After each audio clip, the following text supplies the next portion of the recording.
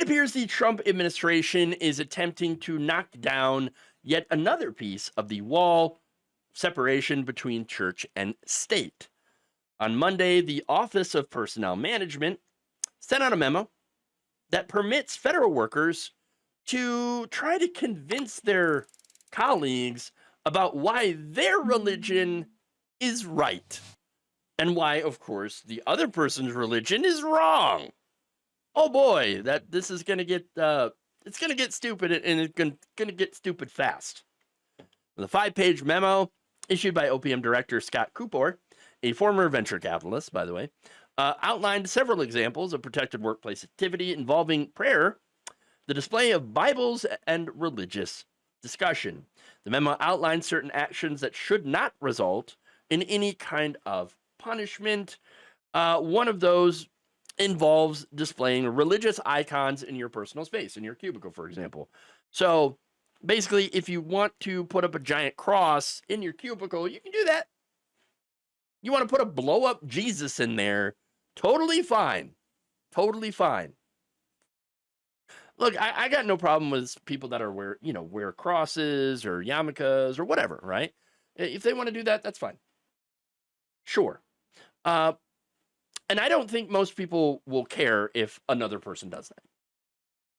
That said, there are the people that make their religion their entire personality. Okay. And they cannot wait to proselytize on the job to their coworkers. Okay. And this will allow them to do that at work. Not as a way, of course, of honoring their faith, right? But as a way to try to get people to be part of their cult. That's it. This is going to create a situation where those who are of the same faith, well, they're going to be very, very open about it. And they're going to be trying to get they're trying to save their coworkers. That's it. And of course, when that happens, you're going to have other people of other faiths that get left out. And what's worse is that this doesn't just cover colleagues. This covers supervisors. So you may end up in a situation where your supervisor is a particular faith, particular denomination, and you might not be that faith or denomination. And again, it's likely to be Christianity, but which flavor of Christianity? There's a bunch of them. So you get an evangelical as your boss, as your supervisor. Well, that could cause some problems in the workplace, especially if now you're expected to, share that same belief. And if you don't, you might miss out on a promotion. You might miss out on different things. And that's a problem. Now, look, I'd have the same issue, by the way, if it were a Muslim, a Sikh, a Jewish person that was in that position of authority proselytizing. Okay. So don't think that this is just about Christianity, but let's be very clear about this. It is likely going to be mainly Christianity that gets promoted and proselytized to the people that are working under these supervisors. That's what's going to happen.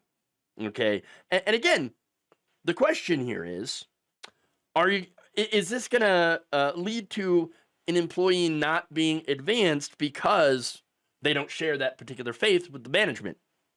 Again, I know that's technically against the law, but how would you know that that's not the case?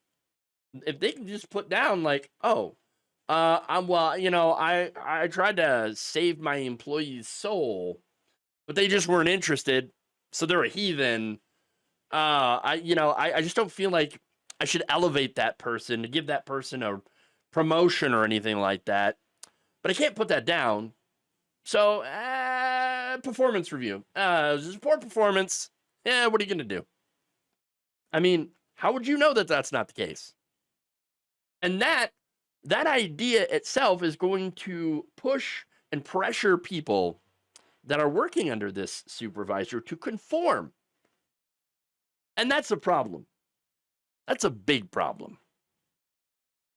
But it goes further, and that's just one part, okay? Now, it says that employees may engage in conversation regarding religious topics with their fellow employees, including attempting to persuade others of the correctness of their own religious views, provided that such efforts are not harassing in nature. Employees may also encourage their coworkers to participate in religious expressions of faith, such as prayer, to the same extent that they would be permitted to encourage coworkers to participate in other personal activities. Constitutional rights of supervisors to engage in such conversations should not be distinguished from non-supervisory employees by the nature of their supervisory roles. However, unwillingness to engage in such conversations may not be the basis of workplace discipline. Yes, I don't exactly trust them to uphold that. Okay, but they offer this example as well. During a break, an employee may engage another in polite discussion of why his faith is correct and why the non-adherent should rethink his religious beliefs. Here's the thing. Okay, they talk about, well, look, yeah, you can do that, but you can't harass them. Well, would it be considered harassment? Because I feel like it would be considered harassment, telling someone that if you don't believe in my sky god, you are going to suffer and burn and be tortured for all eternity. Sounds kind of harassing. I'm just saying. Sounds kind of harassing. Am I telling somebody that they're going to be going to the bad place to be poked by a red guy who's got horns and a pitchfork, saying that guy's going to, poke you and prod you and set you on fire and torture you for the rest of time? If you don't immediately believe in what I believe, that's going to happen to you. That sounds harassing. Sounds very much harassing.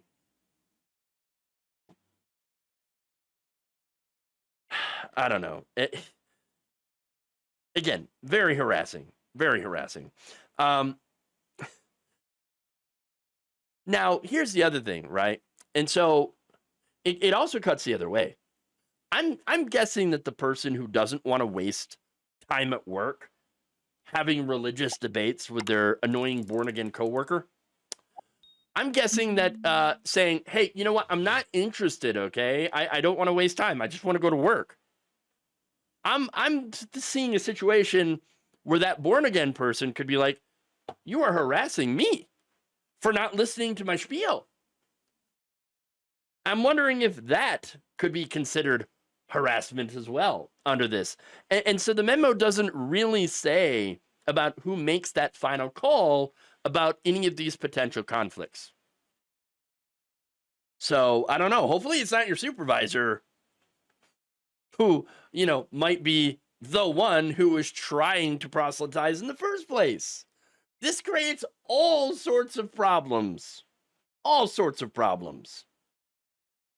Again, the memo states that a supervisor may post a handwritten note inviting each of his employees to attend an Easter service at his church.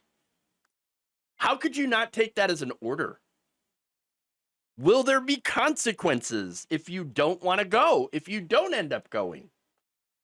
And it would be beyond personal consequences. It could lead to professional consequences. We don't know, and this is why this is the problem. This is all a result. All these questions are legitimate questions that this memo is opening up. Religion does not belong at work unless you work at a church.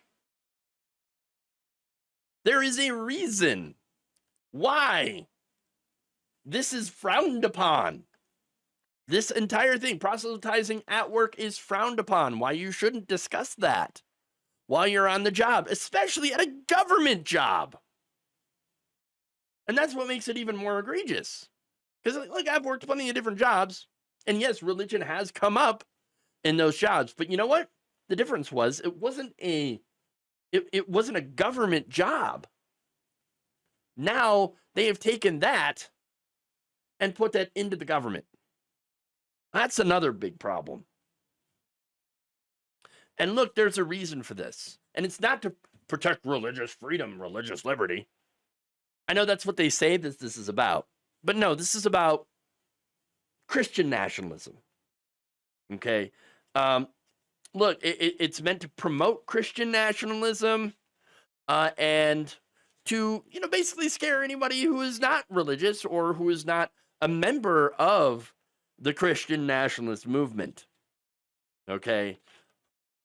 The whole idea that this is just to protect religious freedom, no. Private religious speech has always been approved. It has never been outlawed or suppressed in the government. In fact, you can go back to 1997 from the Clinton administration, which called for agencies not to suppress employees' private religious speech in the workplace, while leaving unregulated other private employee speech that has a comparable effect on the efficiency of the workplace. There were already protections there. So why is this necessary? It's not. Unless, of course, your entire plan is to promote Christian nationalism. And if you think that, okay, sure, but you know what, Muslims, Satanists, atheists, you can use this against them, right? I don't know. I'm pretty sure that anyone who is promoting those religions are likely to end up being persona non grata around the office. Okay? It's not going to go well for you if you start, posting pictures on your cubicle about how, like, Satanism is great. I'm pretty sure the people are not going to be happy with you if you do that. And by the way, atheism isn't even recognized as a real religion by the government. I mean, that means that if you post any non-theistic displays, then that might end up being illegal. And there are some on the right that have gone so far as to claim that Islam is not a real religion either. I'm sure you have all heard that. Again, there are numerous problems here with this. Numerous problems. And it's just another crack in the wall between the separation of church and state that this administration and this Supreme Court has allowed to happen. Now, in a statement, of course, the Freedom from Religion Foundation called this memo, quote, shockingly unconstitutional. Quote, the shocking changes essentially permit workplace evangelizing. But worse still, allows supervisors to evangelize underlings and federal workers to proselytize the public they serve. This is the implementation of Christian nationalism in our federal government. Exactly. And I'm not entirely sure how we're going to push back against this. Supreme Court has been, and I mentioned that before, siding in all the different Christian nationalist cases brought before them. They are an activist court, activist judges. So it's very likely that if there was a lawsuit that stems from this, well, that Supreme Court, if it ends up making it to that court, which it likely would, well, they would probably allow this to continue unchallenged. Despite the fact that this is so blatantly and deeply unconstitutional, but remember, we no longer have a court that respects the Constitution. We no longer have a government that respects the Constitution or follows the laws. So with this lawless government, what is to prevent this Christian nationalist government from being able to break the Constitution and allow for not only stuff like this, the proselytizing at work, but also even further erosion of that separation of church and state and promotion of Christian nationalism? And so this is one of the huge problems with this. And unfortunately, I don't see anyone who's able to stop them.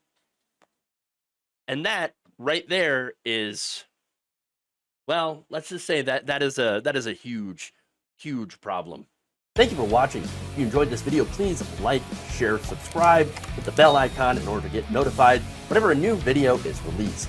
And if you want to support independent, progressive media through this difficult time where it seems like everybody is shutting down, you can become a member on our YouTube page, you can become a subscriber on Facebook, or you can go to my Patreon. The patreon.com/Jeff Waldorf. Thank you.